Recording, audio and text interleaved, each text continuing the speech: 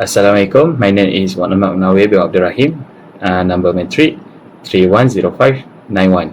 Today I will present question 1, which involve determining interval of increase and decrease and analyzing firm's profit function. So for part A, first we are given the function fx equal to 2x power of 3 minus 9x power of 2 plus 12x minus 4. To determine where the function increasing or decreasing, I first find the first derivative, which is fx equal to 6x power of 2 minus 18x plus 12. Then I factorize the derivatives and obtain the fx equal to 6 in bracket x minus 1, close the bracket, open the bracket, x minus 2. Next, I set the first derivative equal to 0 to find out the critical point. Therefore, the critical point, I get x equal to 1 and x equal to 2. After that, I test the sign of the derivative in 3 intervals, which are negative infinity to 1, 1 to 2, and 2 to positive infinity. The sign is positive, negative, and positive. Since the derivative is positive, the function is increasing. When the derivative is negative, the function is decreasing. Therefore, the function is increasing on the interval negative infinity to 1 and 1 to positive. The function is decreasing to interval from 1 to 2. For part B, we are given the profit function PQ equal to minus Q power of 3 plus 18Q power of 2 minus 30Q plus 20. To find the critical point, I differentiate the profit function and I get P prime Q equal to negative 6Q power of 2 plus 36Q minus 32. Next, I set the derivative equal to 0 to solve the quadratic equation. The solving are Q equal to 1.09 and Q 4.91. These are critical point of profit function. Substitute this value into the profit function, give profit value of optimized RM 3.92 thousand and 60.08 ringgit thousand. For part B, for question 2, next I determine the interval where the profit increasing and decreasing. Using the first order condition, I test the sign of in the interval less than 1.09, between 1.09 and 4.91, and greater than 4.91. The sign pattern is obtained negative, positive, and negative. The sign change from the negative positive, therefore, is a local minimum profit. The sign change from positive to negative, therefore, the local maximum profit. As a result, profit is increasing between 1.09 and 4.91 thousand unit and decreasing outside this interval. For question 4, economically, the local maximum at the 1000 unit represent the firm's optimal production level.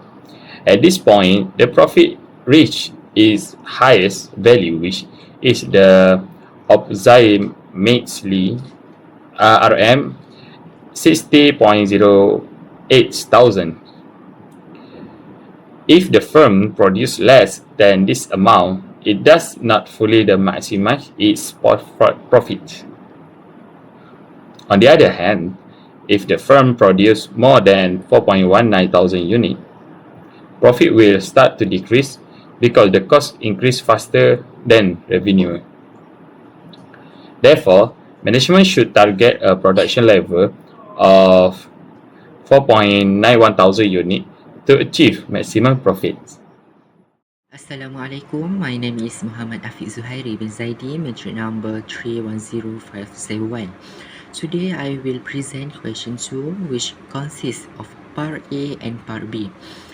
The objective of this question is to determine the maximum output and maximum profit using differentiation. First, let us look at part A. The production function is given as Q equals 6L square minus 0.2 L cube, where L represents the number of workers. Okay, so to find the optimal workforce size, I differentiate the production function with respect to L. The first derivative is dq over dl equal 12L minus 0.6L square. Next, I set the first derivative equal to 0 because the maximum or minimum point occurs when the slope is 0. 12L minus 0.6L square equal to 0. Factoring the equation gives L in bracket 12 minus 0.6L equal to 0. Therefore, L equals 0 or L equals 20. Since a workforce of 0 workers is not practical, the optimal workforce size is 20 workers.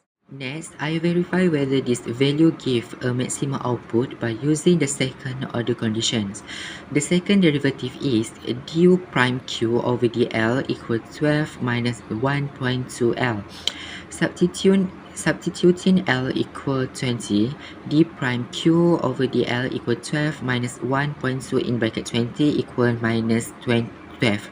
Since the second derivative is negative, the function is concave downward. Therefore, output is maximized when L equals 20. To find the maximum output, I substitute L equal 20 into the original production function. So Q equals 6 in bracket 20 power of 2 minus 0.2 in bracket 20 power of 3, so that Q equals 800. Hence, the maximum output is 800 units. Now, let us move on to part B. The Riemann function is P equal negative 0.00042Q plus 6, and the cost function is C in bracket Q equal 600 plus 2Q minus 0.00002Q square. First, I calculate the total revenue by multiplying price and quantity. TR equal P times Q. TR equal in brackets negative 0.00042Q plus 6 times Q. TR equal negative 0.00042Q square plus 6Q. Next, profit is calculated as total revenue minus total cost. The formula is profit equal TR minus TC. Profit equal in bracket negative 0.00042Q square plus 6Q minus in bracket 600 plus 2Q minus 0.00002Q square. After simplifying, the profit function becomes profit equals negative 0.0004Q square plus 4Q minus 600. To maximize profit, I differentiate the profit function with respect to Q. D profit over dQ equal negative 0.0008Q plus 4. Setting the first derivative equal to 0, negative 0.0008Q plus 4 equal to 0. Solving the equation give Q equal 5,000. Therefore, the company should produce 5,000 bags per month. To determine the maximum profit, I substitute Q equal 5,000 into the profit function. Profit function equal negative 0.0004 in bracket 5,000 power of 2 plus 4 in bracket 5,000 minus 600, so that the profit is 9,400 ringgit. Finally, I verify that this profit is a maximum by using the second order condition. D prime profit over dq equal negative 0.0008. Since the second derivative is negative, the profit function is concave downward and the profit obtained is a maximum. So that's all from us and thank you.